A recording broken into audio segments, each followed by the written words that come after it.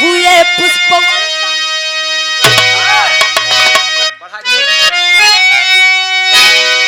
विजय पाक लंका से रघुपति आए देव हर्षित हुए पुष्प वर्षा हुई ताजपोशी हुआ राम राजा बने अरे चारों तरफ है खुशी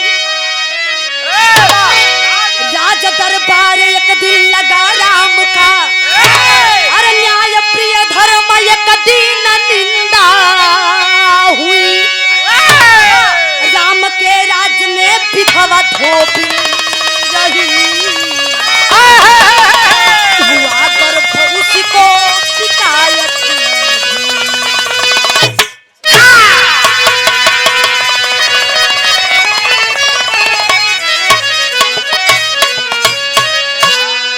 गौर करेंगे बाबू कहानी वो समय का बा जौन समय प्रभु श्री राम जी 14 वर्ष वनवास कटले के बाद लंका से लड़ाई जीतले के बाद जौन समय अयोध्या में अला राजा का उपाधि दूसरा का बेर पाए हुए हैं बाबू देवता लोग खुशी के मारे फूल का वर्षा कर रहे हैं आखिरकार भइल का कौवाली के टुकड़ा लगल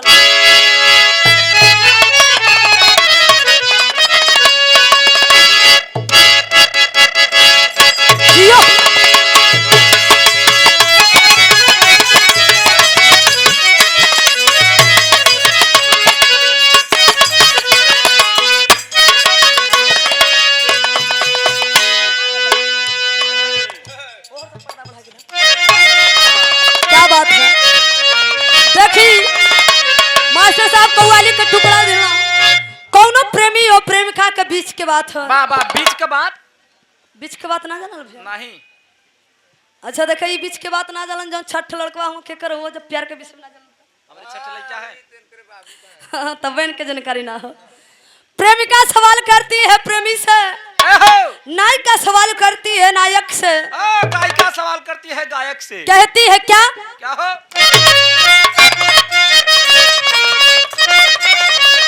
यही कहती है अरे ऐसा पहेली पारी हुआ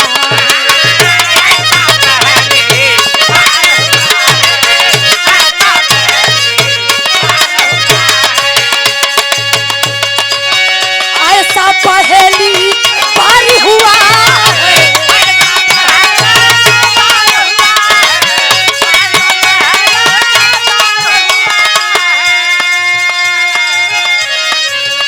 ऐसा पहेली पार हुआ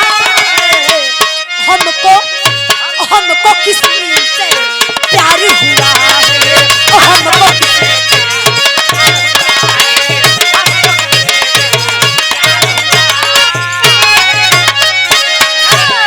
लेकिन बिरहा में भाव है कहना है क्या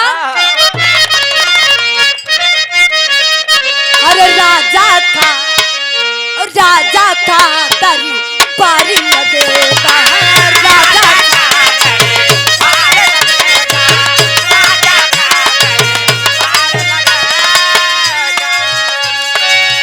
राजा का तरी पारी लगेगा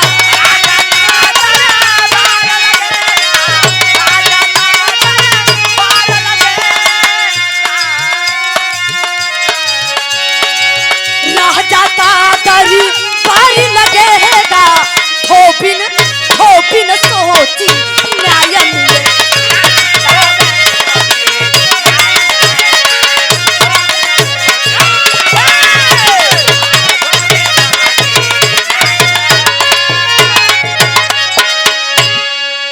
कहानी यही जैसा शुरुआत हो गई मास्टर भैया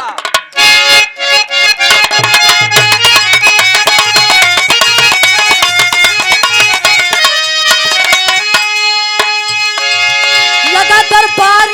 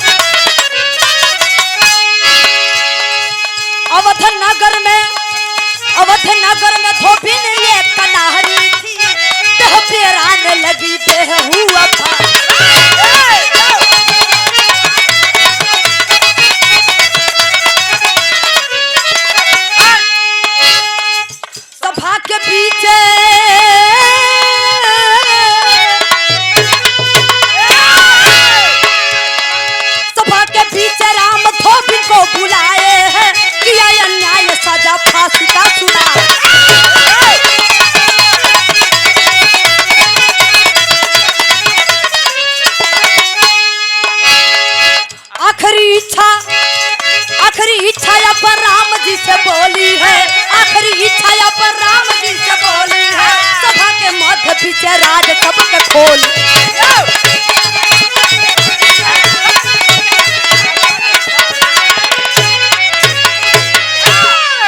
गौर करेंगे बाबूजी, कहानी बाखों ने समय के कौन समय कहो? एक दिन प्रभु श्री राम का वाह दरबार सजल हो, वाह राजा राम सिंहासन पर बैठल हुआ। वही समय वही नगर के रहे वाला एगो खरिंदा राजा साहब को वाह जाके राजा साहब से कहला कि राजा साहब, ए राजा साहब, ए नगर में एक विधवा नारी हो लेकिन वो गड़बड़ाई गई बा और जात का धोबिन हो और आदमी भी ना हो, लेकिन वो धोबिन गर्भवती हो। राजा साहब जब इतना बात सुनला कहला कि इतना हिम्मत, ऐसा ना औरत हमारे नगर में रहना चाहिए। तुरंत उस औरत को पेश किया जाए। जौना समय वो धोबिन के राजा राम के सामने पेश कैलो, राजा राम तुरंत फांसी का सजा सुना दो। कहलन कि ऐसा बच्चलन औरत के फांसी हो के चाहिए, हमारे नगर में रहे के कोनो अधिकार नहीं बा। राजा राम तुरंत फांसी का सजा सुना दहलो। जब फांसी का सजा सुनलो, धोबिन बेचारी हाथ जोड़ के आंखों में आंसू है।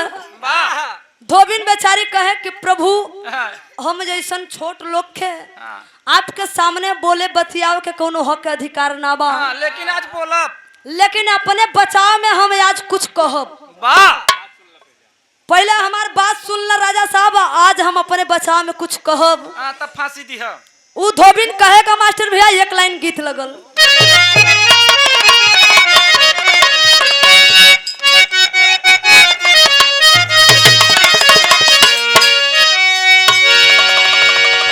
देखी वह गीत हो जौन हमारे अखाड़े का विजयलाल सम्राट गुरुजी गावलन। वाह वाह वाह, का कैसे गावल मास्टर भैया?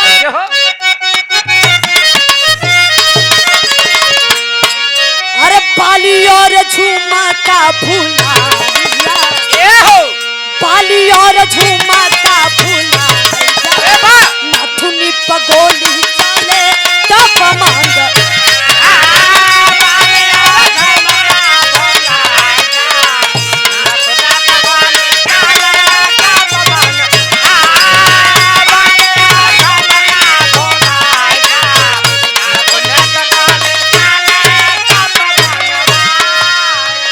लेकिन वो धोबिन कहे का रघुपर से कहेली धोबिन,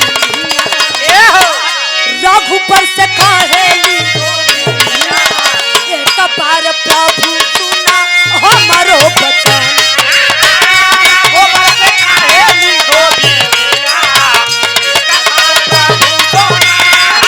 बस एक बार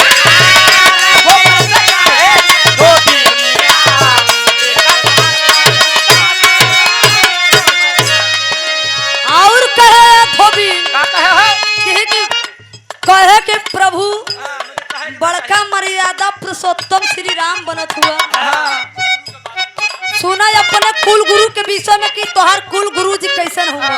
तब हमें फांसी दी है, तब हमें फांसी दी है। कहे धोबिन का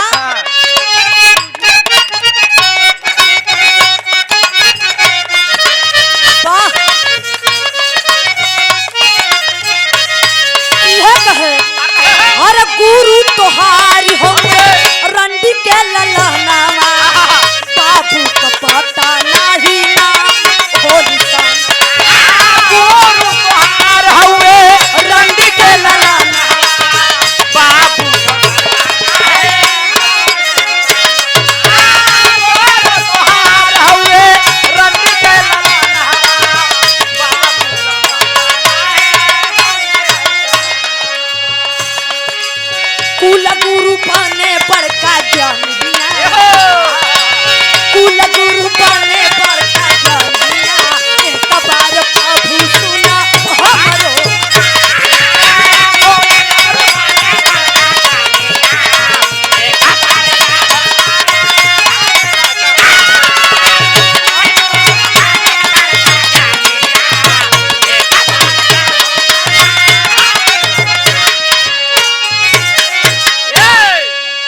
ये देखिए आप माननीय डंगरपाल बड़े पापा जी की ओर से बहुत बहुत रुपयों का पुरस्कार पूरी पार्टी की ओर से लगी प्रणाम।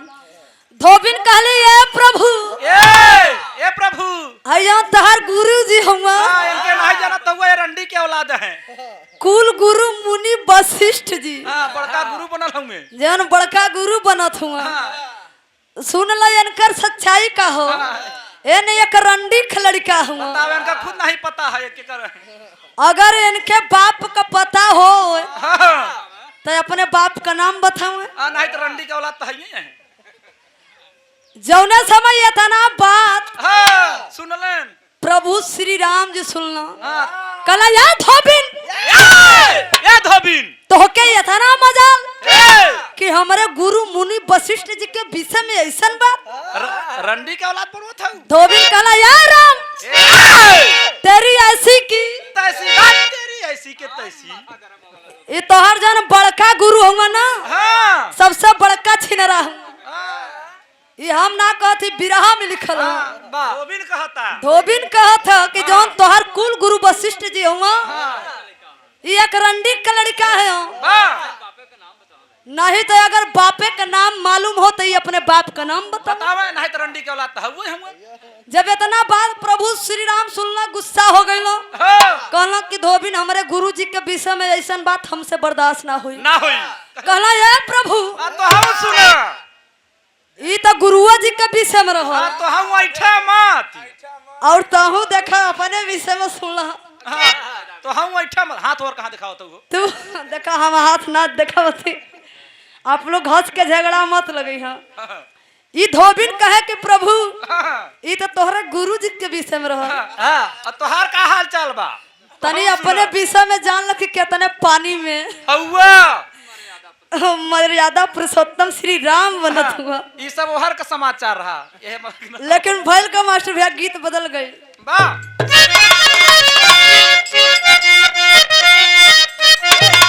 क्या बात है कोनो दुल्ही कहे अपने मर्द से कहे खिया राजा जी उत्तर जाई है दक्षिण जाई है पश्चिम जाई है मत जाए पूरब मत जाई है यार बड़ा खतरनाक आदमी है। तो क्या कैसे मालूम गई रहला का कहबा पूरब का हाथ है। अच्छा हम सोची गई रहला उ दुल्हन कहे का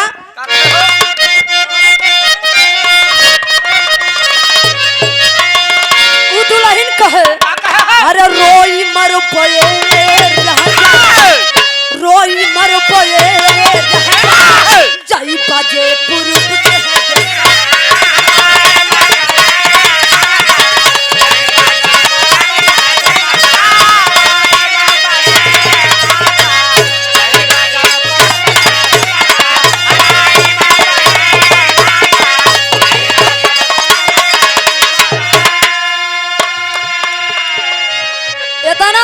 सुन के गुरु मुनि वशिष्ठ जी का मुंह लटक गई एकदम लटक गई मुंह जब मुंह लटक गई मास्टर भैया तो वही का विरहा में भाव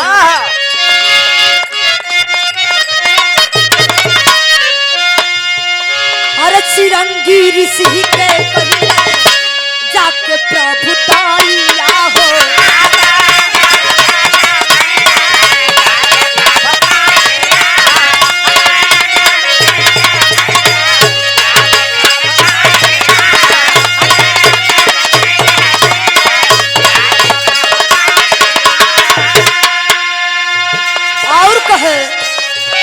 तीनों माई तीनों माई जाके धोइली मुनि के पयारी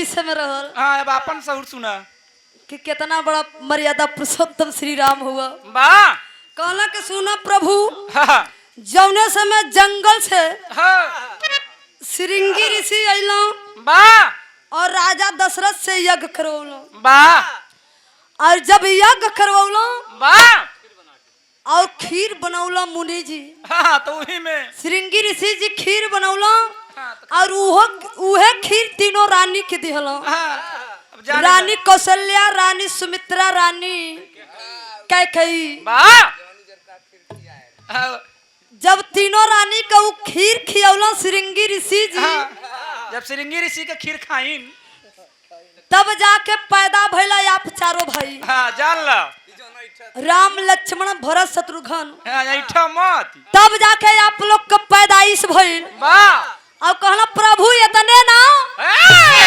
ओ समय जौन तोहार पिताजी राजा दशरथ जी हुआ, हाँ, उनका नेटवर्क गायब रहा।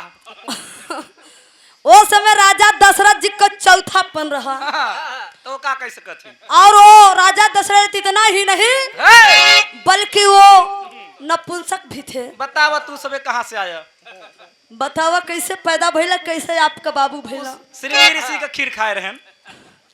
राजा दशरथ जी श्री बाप का पालन पोषण कैले हुआ, परवरिश करेले हुआ। बस इतना ही है नो सबे। अगर आपका बाप का नाम मालूम हो तो सबके सामने सभा के बीच में बता दो। हाँ नहीं तो बड़का मत बना।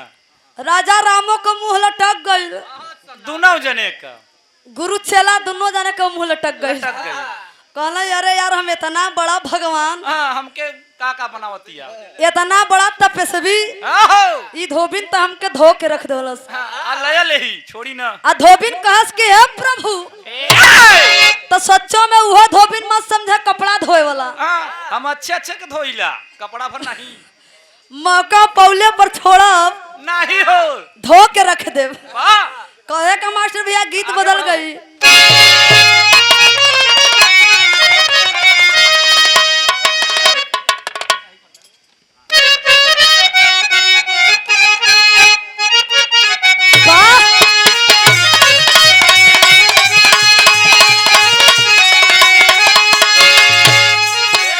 देखी अच्छा तो जब लड़की का विदाई होखेला तो लड़की रोवेली। हाँ अब तो लड़का ही रोवत है।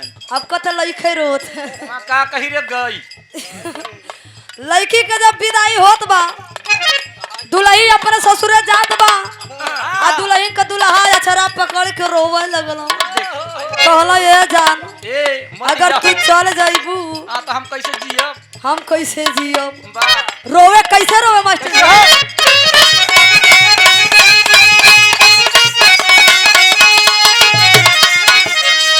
यह गीत नहीं हर जाए के हम कहली तैयारिया,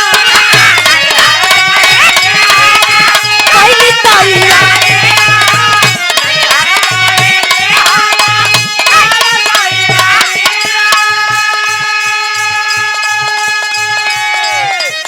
नहीं हर जाए के हम कहली तैयारिया, गाड़ी लेके अइले हमर भैया,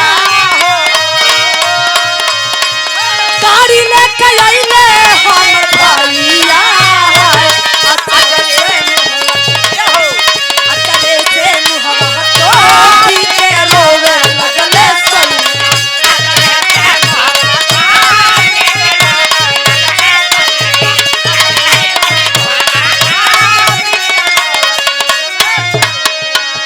दुल्हनियों कहे का करी रे दुल्हा तो मौके मिल गए एकदम। हमहन के रोवे चाहिए तो यह बेचारा रोत का करे कभो नहीं पाए रहा ना। लेकिन विरहा में भाव कैसे?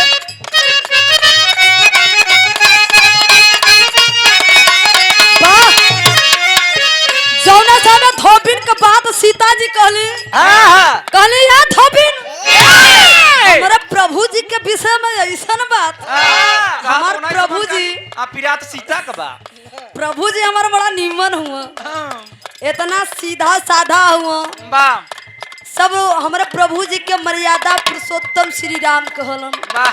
हमार प्रभु भगवान का दर्जा दिहल गईल ह। धोबिन कहे ये सीता अपनो विषय में सुनिए ला कि कितना पानी में तू हो, कितने पानी हो कैसे मास्टर भैया वो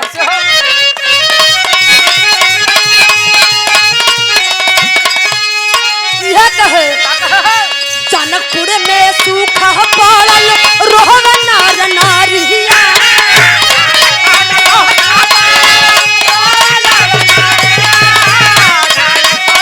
बार चंदू भाई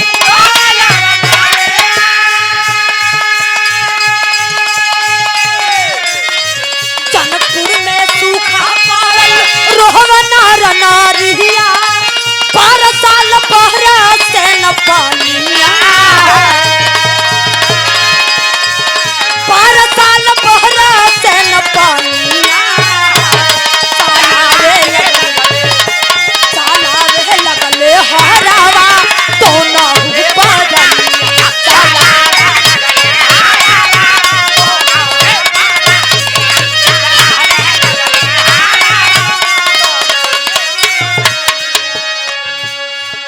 और कहे का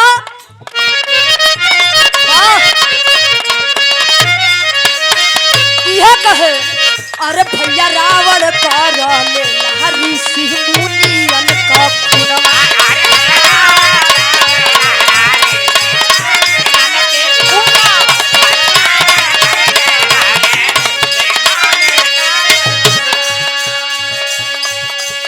अरे भैया हरावा में फसल जाके फरावा में खड़ा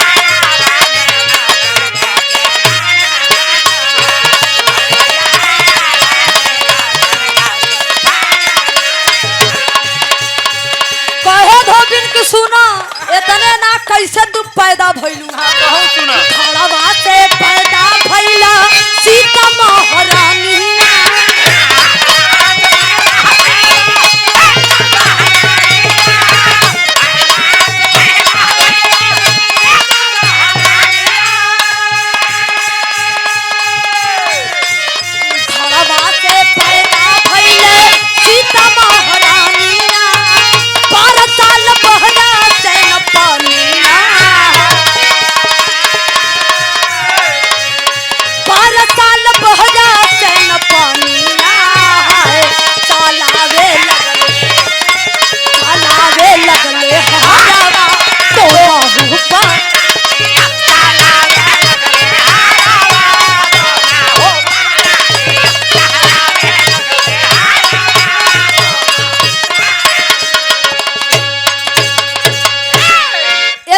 सीता जी अपने प्रभु श्री राम जी के विषय में सुनले कहले कि धोबिन के जात होके हमारे प्रभु के विषय में ऐसा बात बर्दाश्त ना हुई।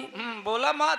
धोबिन कहले ये सीता ऐजन बड़का रानी बैठ के सिंहासन पे बैठल बाड़ू तो हम बचन आए तो हम धोइन दे अपनो विषय में जानला कि कितने पानी में बाड़ू कहले कि हम धोबिन है तो हमार कोनो इज्जत नहीं खे तुरंत फांसी की सजा तुरंत फांसी का सजा और यहाँ सिंहासन पे बैठल बाड़ू महल के भीतर तो बड़का रानी बनल बाड़ू सुनत तू कैसे पैदा भइलू कैसे यहाँ तक अइलू तो हम बताही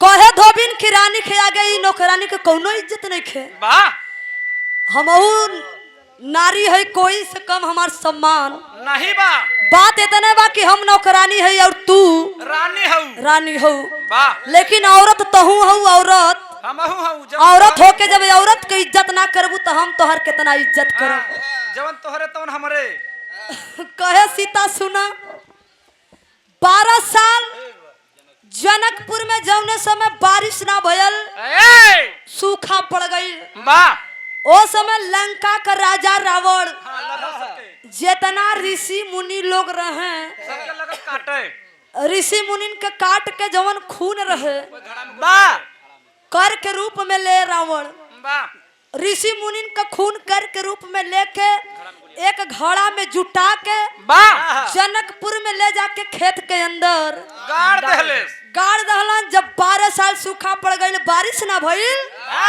तो महान ज्योतिषी लोग ऋषि मुनि लोग सुझाव दहलो आपस में विचार करना राजा जनक जी के कहलो कि राजा सोने का हर बनवा के दोनों प्राणी राती में जोता तू सब वो नंग है दिने में वो नहीं रात में दोनों प्राणी जौने समय सोने का हर बनवा के जोती तब पानी निकली पानी बरसी हो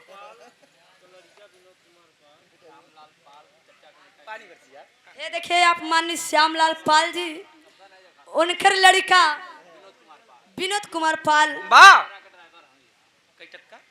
12 टायरा के ड्राइवर अच्छा वो 16 टायरा वाले दूसरा है ना 14 चक्का अच्छा वो 14 चक्का ही देखा 12 चक्का अब आपके आ जाए 13 चक्का बहुत बहुत रुपयों का पुरस्कार है मालिक आप लोगों को हर मोड़ पे तरक्की दे आशीर्वाद के कामना बा कहला कि राजा रानी सोने का हर बनवा के दोनों प्राणी संघे में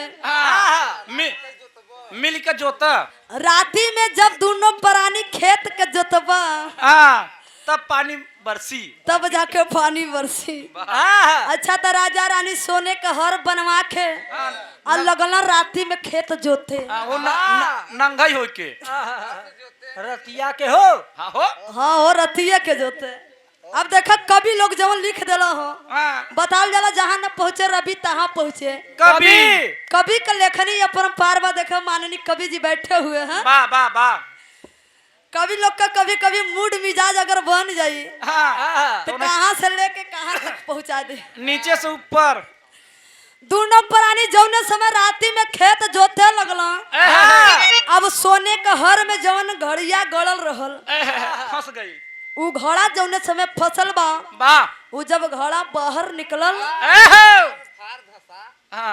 जब फार नीचे गया जब धसल खेते के अंदर तो वही फार में वो घड़ा फसल जब घड़ा अंदर आयल बाहर जब निकलल जितना उ लंका के रावण राजा ऋषि मुनियन का खून जुटा के जौन घड़ा में रखले रहला वो खून जुट के एक जीव हो गई जीव बन के एक लड़की भइल और जब वो घड़ा बहरे निकलल तो वो घड़ा में से एक लड़की निकलल वो लड़की कोई ना और सीता तो है ऐठा मत वो लड़की कोई और ना रहल तो ही रहलो तू कई जने का पाप हऊ समझ ल कितना जाने का कोई बिरादरी का खून वो घड़ा में रहल अब तू कितना जाने का बिटिया कहबू तो ही बतावा अब बतावा तहार माई कहाँ गई रे कितना ऋषि मुनियन का खून जुटा के रावण रखला अब कितना जाने का खून मिला के तब जाके तू एक जीव बनलू और जाके आज रानी बड़का कहल तू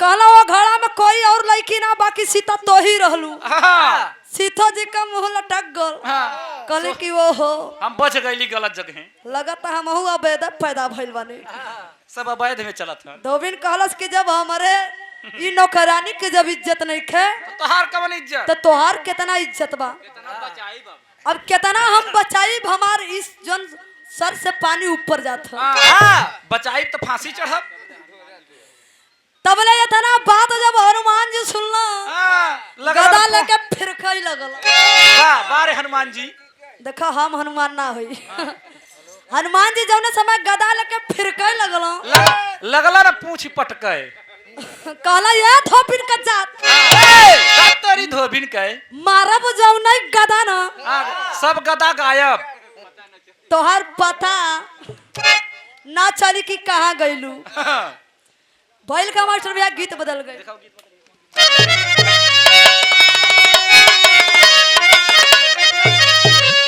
हरे मोरे राम बजरंगी ने उठाई गदवा हरे बजरंगी ने उठाई गदवा तो धोबिन मार दिया सभा के बीच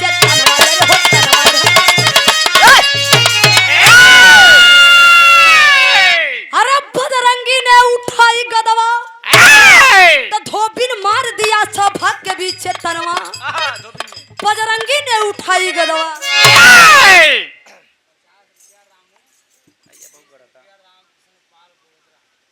ये देखिए आप मनी 50 रुपए का पुरस्कार रामू चाचा जी की ओर से और 20 रुपए का पुरस्कार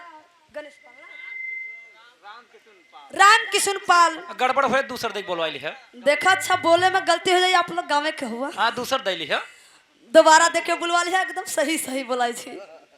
अगर एक बार में सही ना बोला तो दोबारा में सही बोला जी। दोबारा में न तिबारा देख ली है। सीता जी कहाँ के बजरंग बली बनारे का जात गदा लेके फिरका मत ऐठा मत लाल पियर मुंह लइके कभी ये डारी कभी वो डारी। हमके मालूम बा कितना औकात हो तोहार। कहे का मास्टर भैया का कहे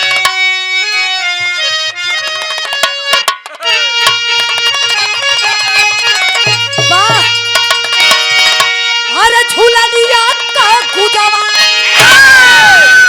अरे झूला लिया का गुजावा अरे टूटल ये राजा अरे झूला लिया का गुजावा अरे टूटल ये राजा जवलिया में गड़िया छूटल ये राजा।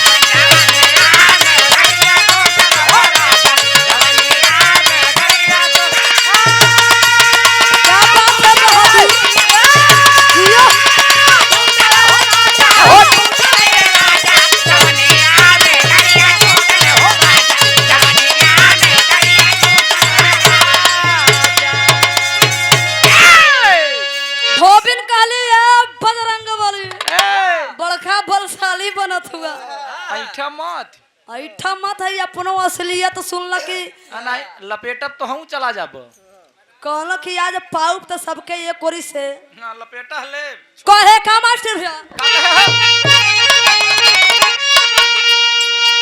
अरे के कर हवा लाल अरे के कर हवा लाल नहीं अरे हमके बुझाला अरे के कर हवा लाल नहीं अरे हमके बुझाला बताओ बना लाल के कर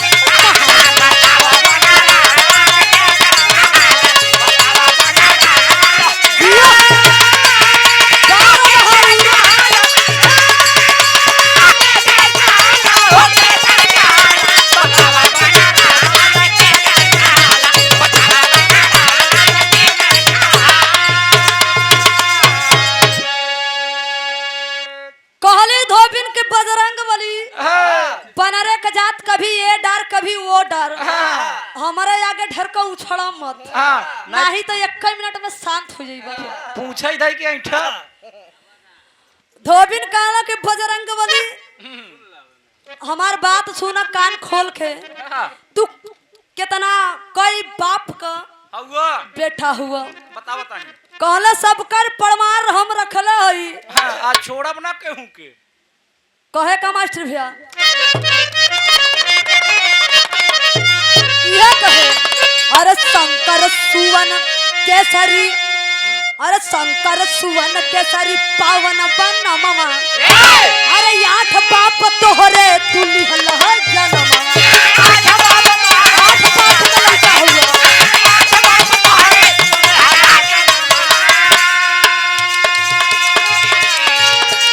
गुरु मंत्र अंजनी के कान में दलाला बताओ बनरा महल के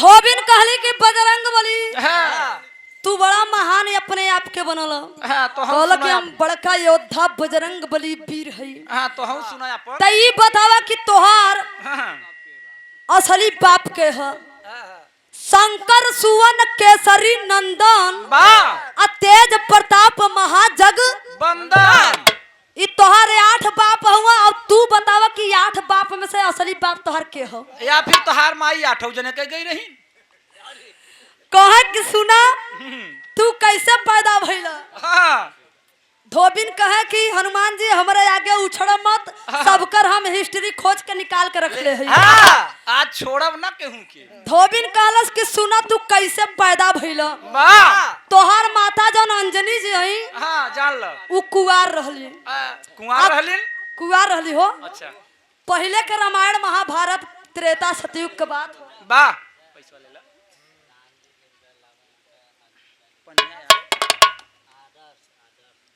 आदर्श मुन्ना कौर से बहुत बहुत रुपयों का पुरस्कार है। मालिक बच्ची के हर मोड़ पे तरक्की दे, पढ़ लिख के जिला जवार का नाम रोशन करें। सब भैया बाबू के प्रणाम हो, आशीर्वाद के कामना हो। धोबिन का है बजरंग बली, तोहर माता अंजनी जी जौन है कुआर में तपस्या करत रहली। कुंवार में तपस्या जैसे कुआरे में वो कान खोल के सुनल खेली। अच्छा भाई कुआरे में माता अंजनी जी भगवान भोलेनाथ का पूजा करत रहली। भोलेनाथ इतना इतना पूजा भक्ति भाव में विलीन हो गईली। वाह जब विलीन हो गईली इतना भक्ति करे लगली भोलेनाथ जी का। तब भोलेनाथ जी एक दिन उ अंजनी के कान फूक देहलो। बा कनवा में थूक देहलन। अब पता नहीं फूक देहलो कि फूक देहलो, ई तो हम ना देखली। ई कहत हम कनवा में थूक देहलो। अच्छा अब पता नहीं फूक देहलो कि थूक देहलो, थूक देहलन। ई तो हम ना देखली। ई तो कभी लिखले हुआ हम गा देता रही। कवि जी देखे हैं। कवि जी से पूछा अब हम का जानी। भोलेनाथ जौने समय अंजनी के कान में फूकला तब जाके हनुमान जी तू पैदा भइला। जब काने से थूकलन तो तू हो गईला। जब काने में फूकला तो तू पैदा हो गईला। जा अब बताओ तोहरे 8 बाप हुआ। हाँ तो तू शंकर जी का है कि केकर है? अब शंकर जी का है कि पवन जी का है? अब केकर है? अब तो ही बताओ कि तोहर असली बाप के है और तोहर नकली। हाँ हनुमान जी के पूछ लटक गई। 8 बाप में से असली बाप कौन है नहीं है बता दो। हाँ। मोह लटक गई हनुमानो जी को। हनुमानो जी सोई गए। उनकर जौन पोछ रहल भूई सुहराए लगल। कहला अरे यार धोबिन कहाँ से आइल? धोबिन कहला हनुमान हमरे आगे बड़कई ना चली। हमहू के कौनो ऊ वाला धोबिन मत समझ। कपड़ा धोए वाली मौका पर तो अच्छे अच्छे के धो के डाल रख दे। वाह कहे का मास्टर भैया पापड़ में कहना हो।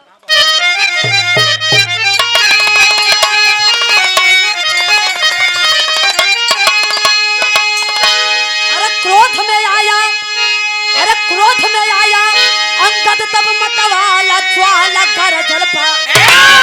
अरे क्रोध में आया अंगद तब मतवाला ज्वाला गरजल पा।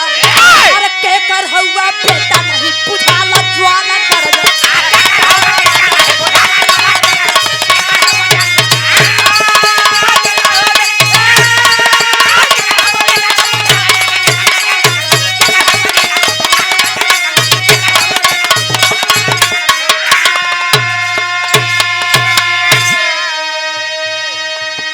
हनुमानो जी का मुंह लटक गई।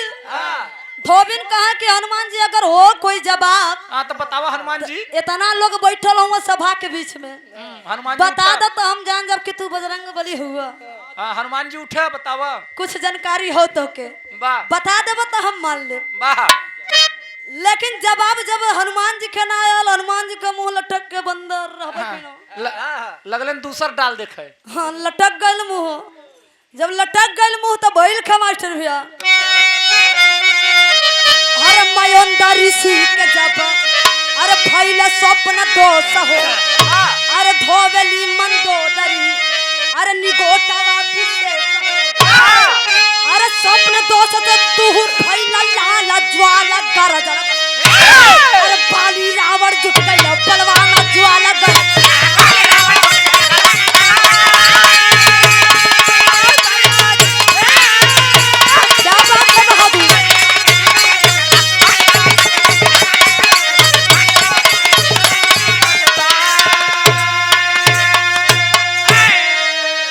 अच्छा आप लोग बताइए इतना देवी देवता के विषय में जानने के बाद कोई विश्वास करी? नहीं सब पहले ग्रहण सब ऐसे खराब हो रहे हैं तो के विश्वास करे।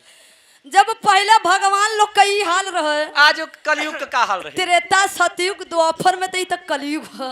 एमन तो बहुत राम रहीम में पड़ा है। गौर करेंगे बाबू। इतना बात जब हनुमान जी का बात सुन के इधर अंगद जी हाँ लगलन कहले अरे अंगदो जी लेके बापन गदा लगल भाजे। कहला या धोबिन का जात हमारा बजरंग बली जी के विषय में ऐसा बात हाँ हमसे तनिको बर्दाश्त ना हुई। हाँ मारा तो पचक जाबू। कहला कि ये अंगद ताहू अपने विषय में जान ल तो ही भर बचल हुआ। हाँ तो हम जाना ही तोहरो सुनाई। सब लोग का हम पर्दा फाश कर चुकल है एक जाने है अब अपने विषय में ये जानकारी लेके तब जाया।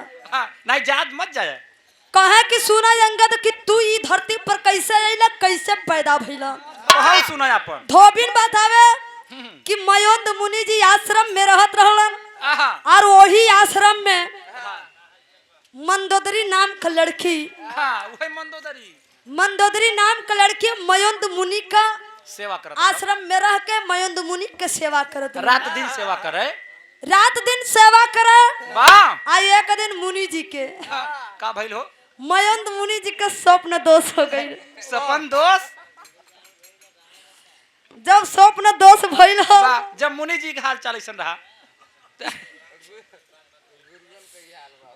देखा पहले के जमाने में गुरु लोग का ऐसा हाल रहता है आजकल चेलन का हाल चाल रहे।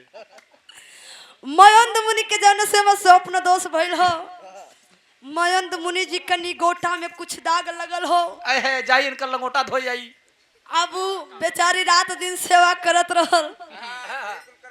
मयोंद मुनि जी का निगोटा ले जाके लगलिन धोवे तालाब में लगली धोवे।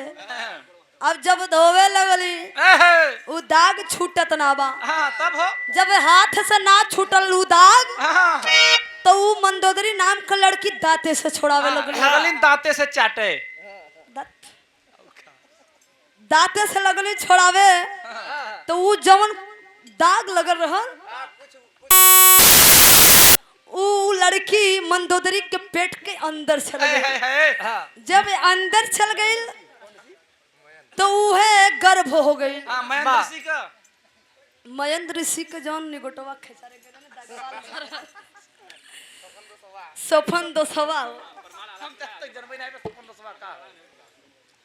वही समय जब गर्भ हो गई तो भैर का प्रमाण यार से मिला।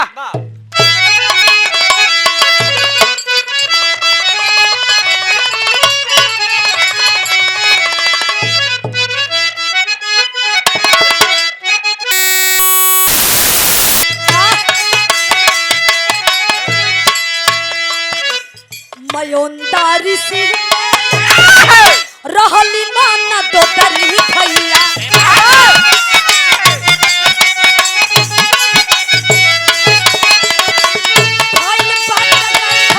माना तो दरी बाला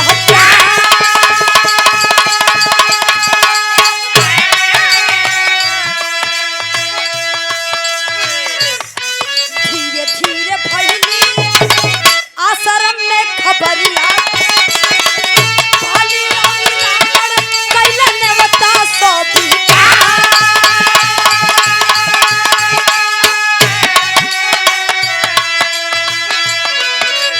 पहिया पकड़ के दोनों खींचे बार बार बाबू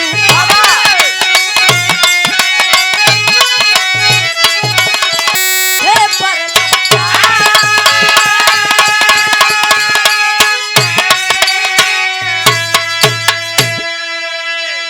जौना समय उ लड़की मंदोदरी के उ गर्भ हो गई।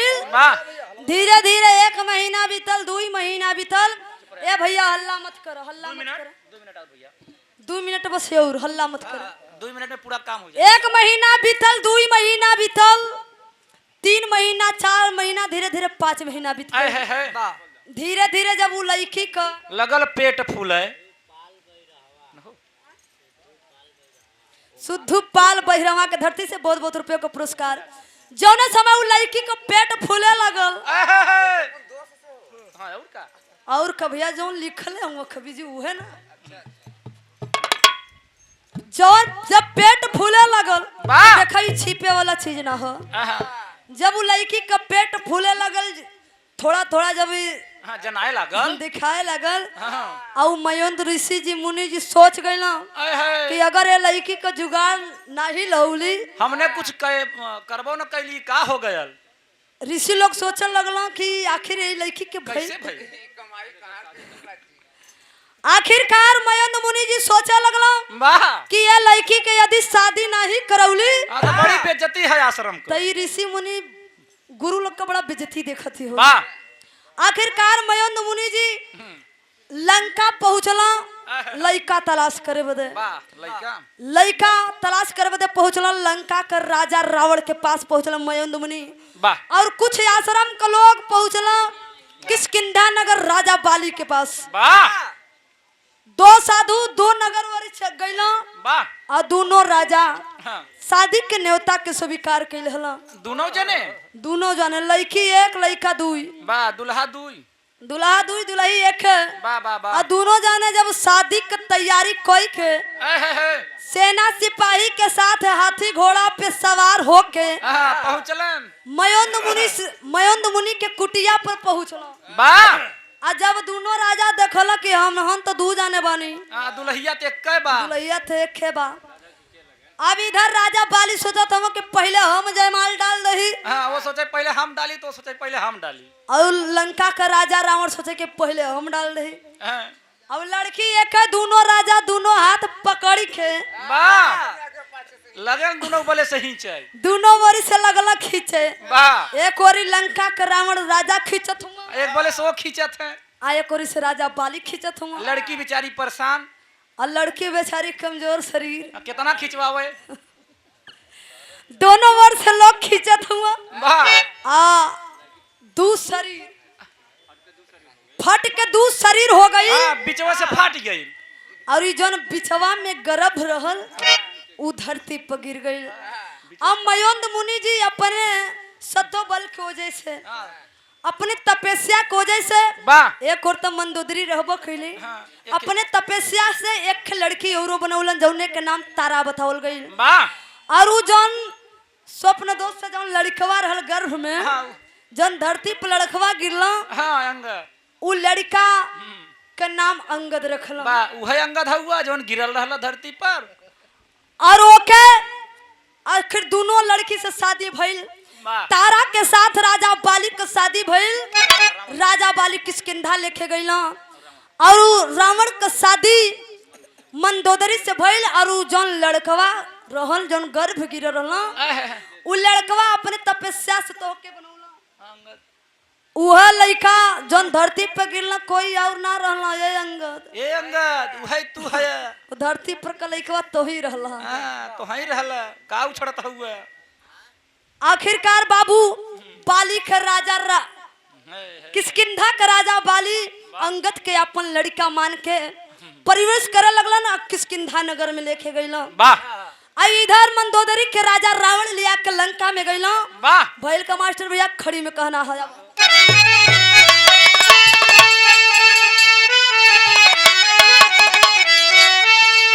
हर सभा के बीच लूट गईले बीरन का सनवा। हर सभा के बीच लूट गईले बीरन का सनवा। तब बोली आवत का धोबिनिया बचावली जन।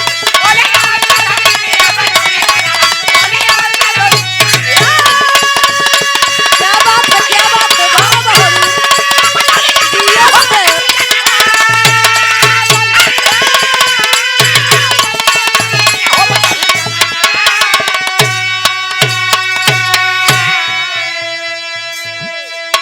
अरे सबके हुदागी बनल गईले लजाई।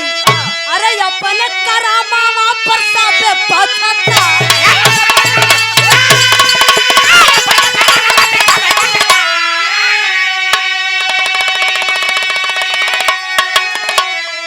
अरे शर्म से झुकल अरे शर्म से झुकल सिरावा सब ही के सनवा। अरे शर्म से झुकल सिरावा सब ही के सनवा। तब बोली आवध का धोबिनिया बचावली जन।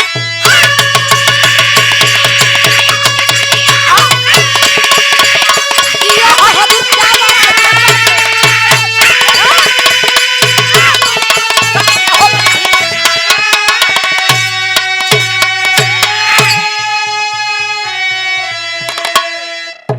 बाबू अंतिम में यही प्रमाण मिला कि सब सभा के बीच में हाँ ये पहले कुल राजा महाराजा रहे। जितना गुरु लोग रहना,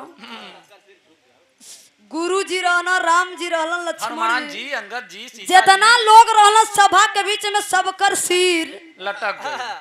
सब अपने अपने गलती पे पछतावा करत हो वाह कि वास्तव में ये धोबिन गलत ना बा। हाँ धोबिन बच गए। यदि ये धोबिन गलत हो हाँ तो हमहू लोग गलत तो है। ये धोबिन से कई ज्यादा गलत हमहन हुई।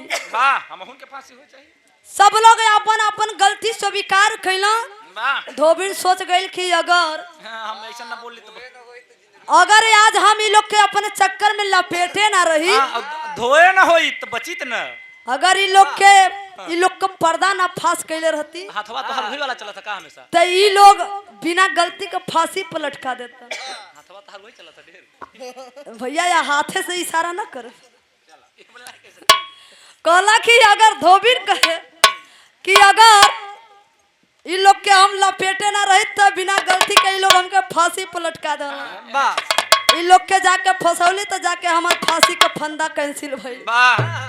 जौन राजा राम फांसी का फंदा सुनौले रहला, फांसी का सजा सुनौला, वो फांसी का सजा भी माफ हो गई। सब लोग सभा के बीच में अपन अपन गलती स्वीकार कैला। तो नौकरानिया भी गलती ना रहल, हाँ, सब लोग गलती, रानियों और राजो लोग के गलती रहे। धोबिन कहे कि जब हम गलत है तो आप लोग हमसे ज्यादा गलत हुआ। पहले तो है सबन के फांसी हुए तब हम चन के हम विराह समाप्ति कर चल। खानदान का परिचय है का?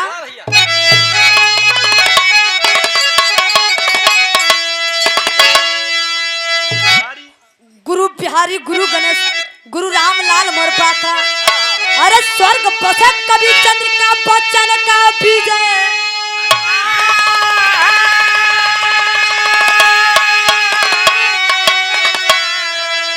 हरे मोर राम हई बदनिया बजरंगी जैसन। अरे बजरंगी ने उठाई गदवा, अरे बजरंगी ने उठाई गदवा। तो पूजा पन्ना कभी